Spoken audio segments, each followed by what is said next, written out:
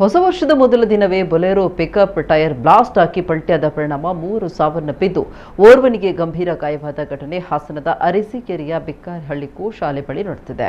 ಕಡೂರು ತಾಲೂಕಿನ ತಂಗ್ಲಿ ಗ್ರಾಮದ ಶಬೇರ್, ತಿಮ್ಮಣ್ಣ, ಸಂಜಯ್ ಮೃತ ದುರ್ದೈವಿಗಳು.